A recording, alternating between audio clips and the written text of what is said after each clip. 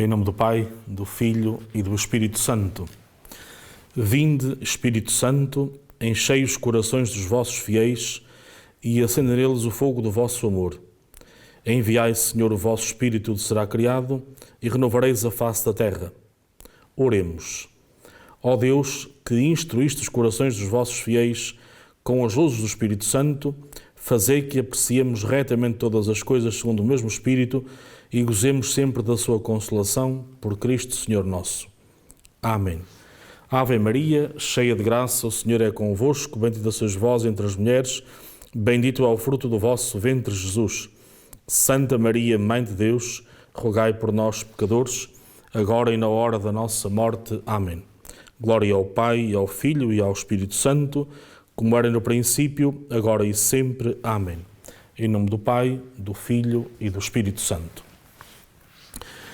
Uma saudação amiga a toda a família Canção Nova, todos aqueles que nos acompanham de perto ou de longe neste programa A Luz da Fé.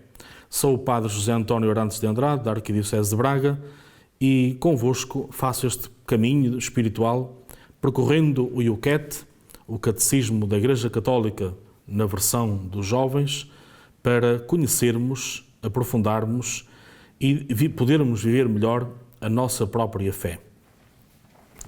Todos temos conhecimento que é muito frequente ouvirmos a expressão "eu cá tenho a minha fé", mas uma expressão destas é sempre muito pobre, porque reduz a fé a algo de muito pessoal, muito intimista, e correr-se ao risco, inclusive, de pensar um Deus à minha medida, à minha imagem e semelhança, pois a fé não é isso. A fé é o abandono incondicional no Deus verdadeiro e Criador, que me criou por amor, que me redimiu do pecado e que me quer salvo e por isso me quer feliz. É exatamente o tema que hoje vamos também sublinhar mais de perto, o tema da criação humana, o ser humano. Naturalmente que nós somos criaturas de Deus, naturalmente como tantas outras criaturas, mas com uma grande singularidade. E por isso, quer o Catecismo, quer o próprio Credo, nos mostram, e a Sagrada Escritura, que de toda a criação, o ser humano é, por excelência, a criatura mais perfeita e, como o próprio Senhor Deus diz, criados à sua imagem e semelhança. Então o IUCAT lança-nos uma pergunta. O ser humano tem um lugar especial na criação? É evidente que sim. Porquê?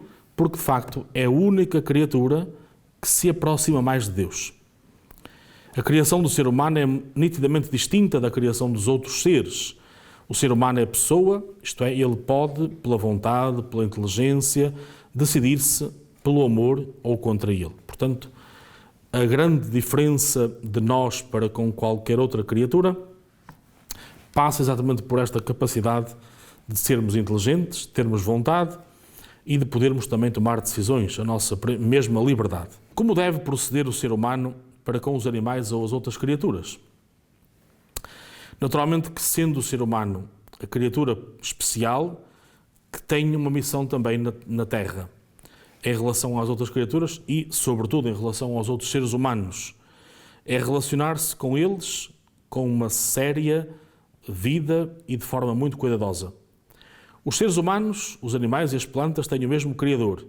Por amor, os chamou à existência e daí que seja profundamente humano o amor às criaturas e também aos animais.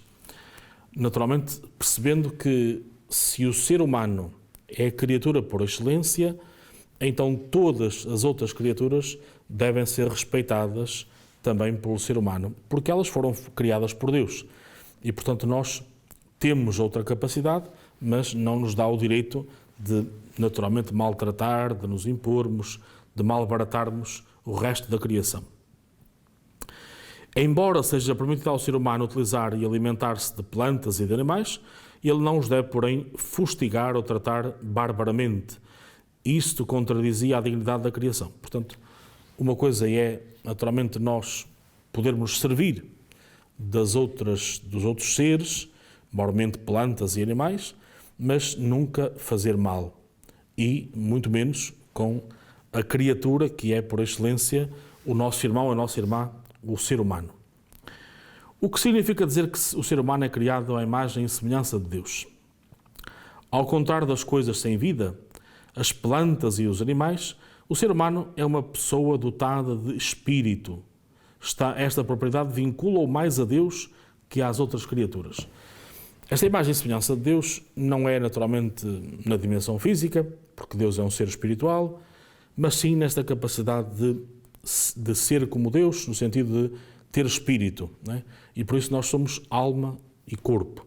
Esta certeza de que somos um corpo animado sempre por esta alma que vem de Deus, este ser espiritual, e que nos permite também recriar as coisas, mas sobretudo amar, e é uma condição que só o ser humano é capaz, ser capaz também de liberdade, poder decidir livremente e naturalmente a capacidade de fazer o bem, sabendo naturalmente que estamos a fazê-lo, ou então fazer o mal, usando mal a nossa própria liberdade.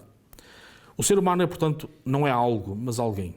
É importante não olharmos para as pessoas como números, e às vezes é bastante triste em algumas instituições o ser humano ser tratado por números, mas de facto não somos uma coisa, mas sim uma pessoa. Assim como dizemos que Deus é pessoal, e portanto são três pessoas num só Deus, dizemos o mesmo do ser humano. Aqui está esta naturalmente semelhança. Se Deus é um ser de relação, é um ser de comunhão, também o ser humano é capaz desta comunhão com os seus semelhantes, com os seus irmãos, também criaturas como nós. Por isso podemos dizer que um ser humano logra a pensar que além do seu horizonte imediato e estimar toda a amplitude do ser, ele até consegue, a uma distância crítica, conhecer-se a si próprio e trabalhar em si mesmo. Enquanto pessoa, ele pode perceber os outros, compreendê-los na sua dignidade e amá-los. E entre todas as criaturas visíveis, apenas o ser humano é capaz de conhecer e amar o seu Criador. Aqui está uma nota também importante para percebermos a imagem e semelhança de Deus. Só o ser humano percebe que temos um Criador, que é Deus. Só o ser humano tem esta consciência. Então, é uma das grandes características do ser humano o que nos assemelha naturalmente ao Senhor Deus. Até porque, sendo nós criaturas de Deus, temos por natureza essa relação com Deus. Daí todo o ser humano ser espiritual, ser religioso, naturalmente falando, não é? Depois há uma diversidade, sabemos disso, de religiões, não é agora o tema aqui tratado, mas saber naturalmente que não há nenhum ser humano que não tenha necessidade, digamos, de algo divino. Uns olhando apenas as religiões naturais, outros olhando para as religiões reveladas, outros até dizem que Deus não existe ou que Deus não tem nada a ver com eles. Portanto, esta necessidade de falar de Deus revela exatamente isto. Nós somos criaturas de Deus e, portanto, Deus está na nossa gênese, está bem presente na nossa vida, não podemos nunca estar sem Ele. E por isso é que é importante conhecermos a sua verdade, aquilo que chamamos o credo, para naturalmente, podendo conhecer melhor, e como diz o ditado, ninguém ama o que não conhece, então conhecendo para podermos amar de verdade a Deus. Diz São Bernardo de Claraval, um dos grandes santos da Idade Média e grande mariano, reconhece-te como imagem de Deus e envergonha-te se te revestires de uma imagem estranha. Portanto, esta certeza de todos os dias nos tomarmos consciência de que somos essa imagem de Deus. Quando de manhã nos vemos ao espelho, perceber exatamente que somos uma criatura amada por Deus e semelhante a Deus nessa capacidade de amar. Então, não devemos nunca desviarmos-nos desta presença amorosa de Deus. E que saber naturalmente amar como Deus, saber perdoar, que é amar pela segunda vez, como sabemos, não é? Ainda é mais do que amar, e saber naturalmente, livremente, escolher sempre o bem e rejeitar o mal. Será, como sabemos, também a luta permanente da nossa vida, não é? A vida a vida, digamos, humana e também a vida cristã não são nada de sedentário, mas sim uma vida de relação, de luta, exatamente nesta questão de percebermos o bem, que é maior, e queremos aderir a ele, e o mal, que deve ser sempre rejeitado, eliminado e diminuindo na nossa própria vida. Daí chamarmos a vida cristã uma luta permanente. Se a única oração que fizesses em toda a tua vida fosse apenas esta: eu te agradeço, esta oração seria muito importante e bastaria.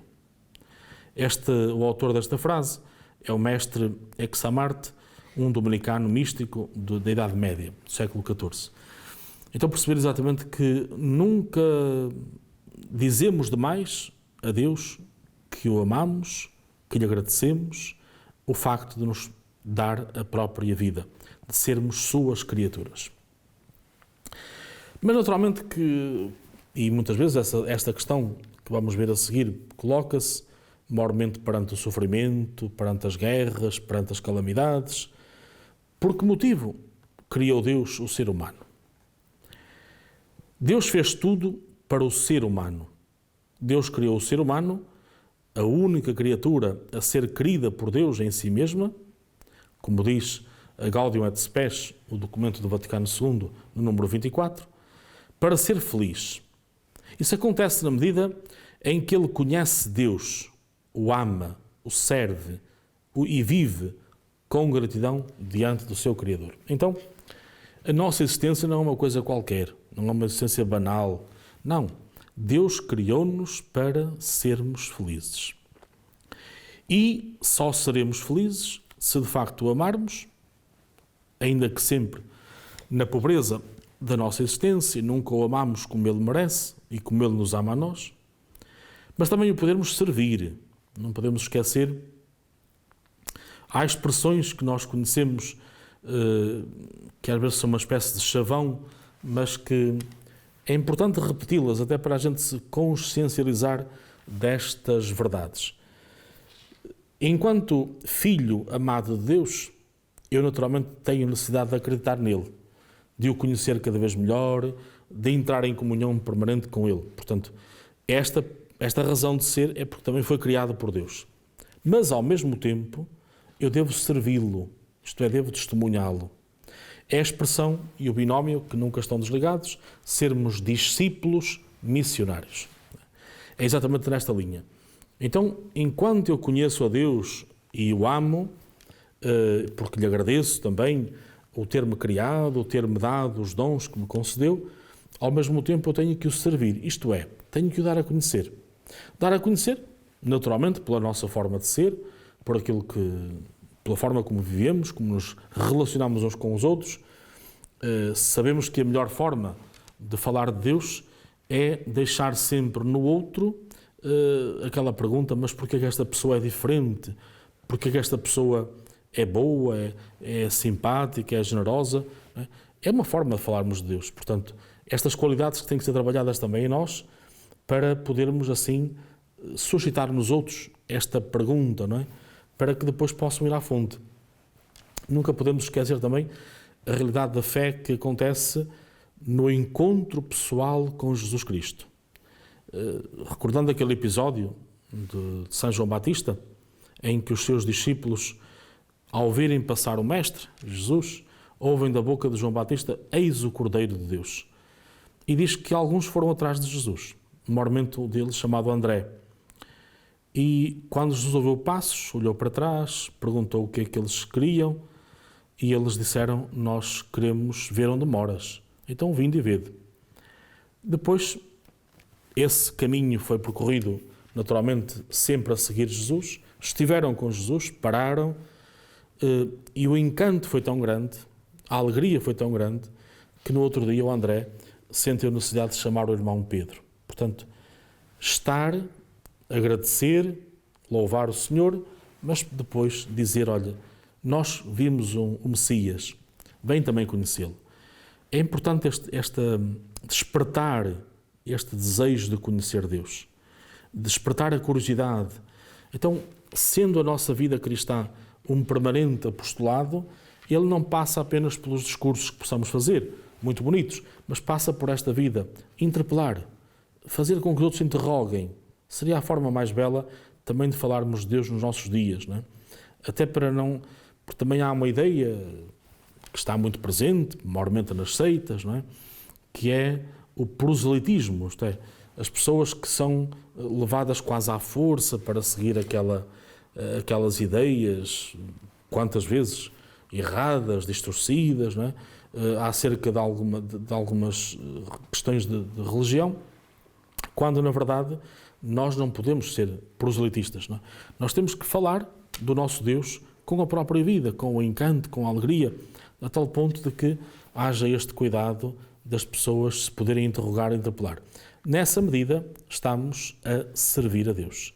Sempre que dizemos com a nossa própria vida que amamos a Deus, que Deus é tudo para nós, então estamos a criar essa consciência plena de sermos bons discípulos. Por isso é importante também, e nos dias de hoje, esta qualidade humana nunca pode ser esquecida, que é a gratidão. É o amor reconhecido. Quem é grato, quem sabe dizer obrigado, volta-se na liberdade para o autor do bem e começa com ele uma relação nova. Portanto, diante de Deus nunca nos podemos cansar de dizer obrigado. Seja por que circunstância for, pelas coisas boas da vida, pelas menos boas, não é? Uma altura interrogaram-me no sentido de um diálogo, não é? Como é que na missa dos funerais tenho por hábito dizer que vamos agradecer a Deus o dom da vida daquela pessoa. E alguém ficou impressionado por eu ter dito isto, não é? Pois, mesmo perante a morte, não é?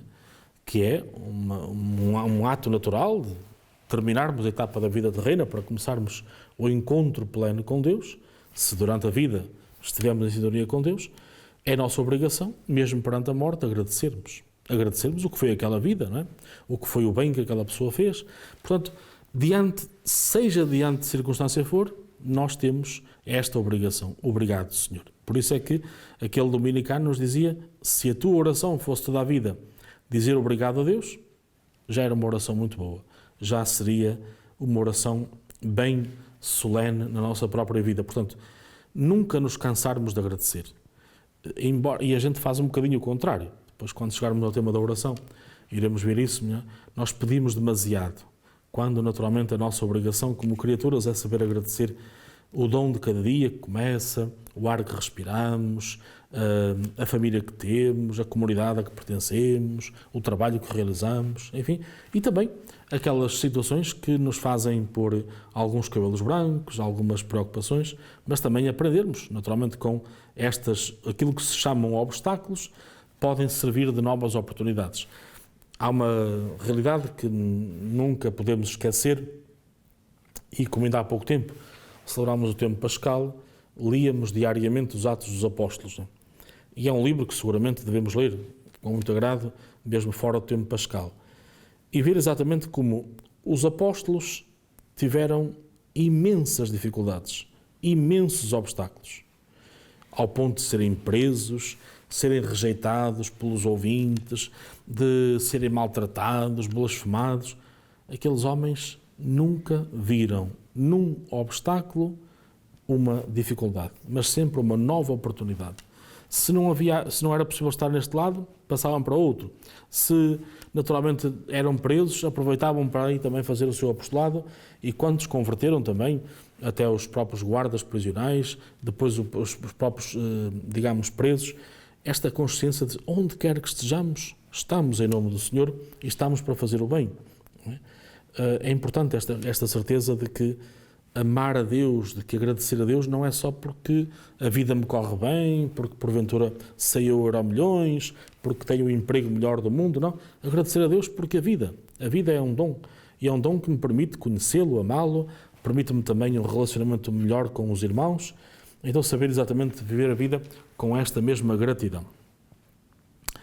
E saber ser agradecido. Reparem que nos dias de hoje falta muito esta consciência de dizer obrigado, que não nos custa nada. É uma palavra tão simples, tão bela e que fica sempre bem no dia-a-dia, saber agradecer a atenção que os outros tiveram connosco, a dedicação, o trabalho, perceber exatamente como vimos já num outro programa passado, nós dependemos de muita gente, não dependemos só de nós, não conseguimos ser autónomos, não é? Então, ter essa consciência faz-nos muito bem à nossa própria vida. Agora, naturalmente que nesta linha da criação, somos criaturas de Deus, amados por Deus, feitos para amar e para servir e para louvar, encontramos esta pergunta: por que motivo, por que razão, Jesus é o maior modelo do mundo? De facto, Jesus é singular não apenas porque nos mostra a verdadeira essência de Deus, mas também porque é o verdadeiro ideal do ser humano. Ou seja, Jesus Cristo é a segunda pessoa da Santíssima Trindade que encarnou, que se fez um de nós, que não teve vergonha de se fazer homem como nós, de naturalmente um ser que é mais frágil, porque Deus é o Deus Todo-Poderoso e nós somos criaturas, embora Jesus nunca deixou de ser Deus, naturalmente, como dizemos no credo, mas fez-se homem verdadeiro, não é?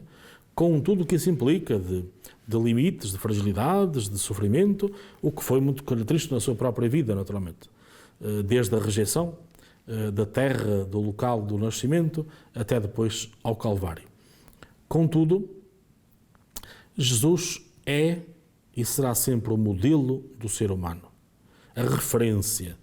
É nele que nós acreditamos, é a partir dele, é a partir do encontro com ele que a nossa vida tem outro sentido. Daí vem a própria fé, esta confiança inabalável nele. Portanto, Jesus foi mais do que um ser humano.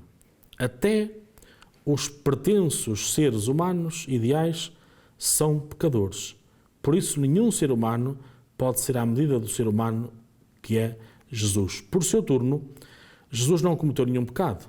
Só com Jesus Cristo, em tudo igual a nós, exceto no pecado, como diz a carta aos Hebreus, compreendemos o que significa ser humano. Portanto, significa que nós temos, de facto, e iremos ver daqui um programa, nós temos, desde o princípio da humanidade, digamos, estamos contaminados pelo pecado original.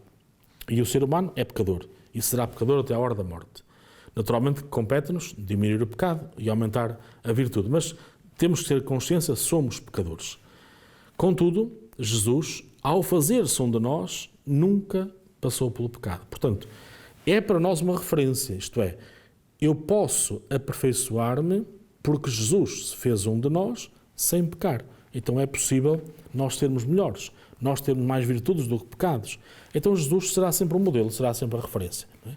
E depois, a partir de Jesus, os santos, como nós sabemos, os santos não podem ser motivo para festas e para bailaricos, não é? Ou para muitos foguetes. Os santos têm que ser uma referência para cada um de nós. Estamos a caminhar na fé, temos um horizonte, que é Deus, mas temos aqui a terra, temos esta vida concreta, cada um na sua circunstância, na sua região, no seu contexto histórico ou social, mas temos uma missão: aproximar-nos de Deus e tendo sempre Jesus como referência. Não é? Depois, os santos também tiveram outra coisa, que foi pegar numa faceta da vida de Jesus e aprofundaram-na muito mais. Será uns pelo dom da palavra, da pregação, outros pelo dom da caridade, outros pelo dom da contemplação. Se, no fundo, se juntarmos os carismas todos, temos aqui o Jesus completo. Jesus era um homem de trabalho, não só para esforços, para ir ao encontro das pessoas. Jesus era um homem contemplativo, parava para rezar, para dialogar com o Pai. Jesus era o homem da palavra, anunciava demoradamente, ensinava. Portanto, todos os carismas que existem na Terra têm sempre esta referência a Jesus Cristo.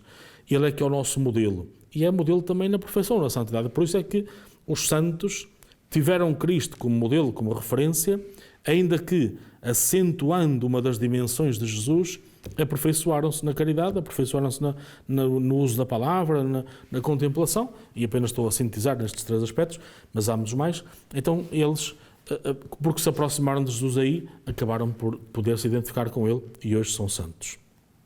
E no fundo é, aliás, a nossa grande missão e a nossa grande vocação, saber que desde que fomos concebidos, começamos uma vida em ordem à santidade. E aliás, depois do batismo, naturalmente, é que começamos essa vida nova, mas antes disso existimos já no pensamento de Deus, fomos queridos por Deus, fomos concebidos e depois de recebermos então o batismo, nós começamos esta etapa, a chamada vida eterna, começa já a partir do batismo e que vai depois culminar com esse encontro pleno com Deus na santidade. Então Jesus foi e será sempre a nossa máxima referência para sermos criaturas aqui na Terra, amadas por Deus, mas que amam, que fazem o bem, que perdoam os outros e ao mesmo tempo sermos também criaturas que caminham para a santidade.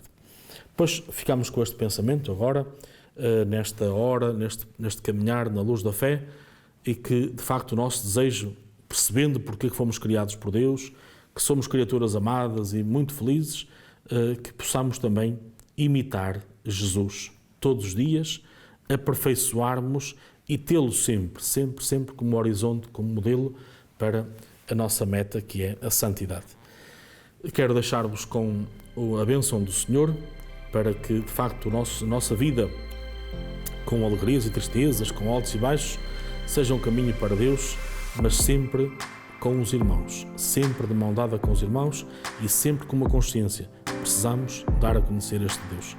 Então, peçamos ao Senhor que derrame sobre nós a sua bênção e permaneça connosco para sempre, para aqui na Terra, 24 horas sobre 24 horas, lhe sermos sempre fiéis. O Senhor esteja convosco, Ele está no meio de nós, abençoe-vos Deus Todo-Poderoso, Pai, Filho e Espírito Santo. Fiquem bem, até ao próximo programa, se Deus quiser.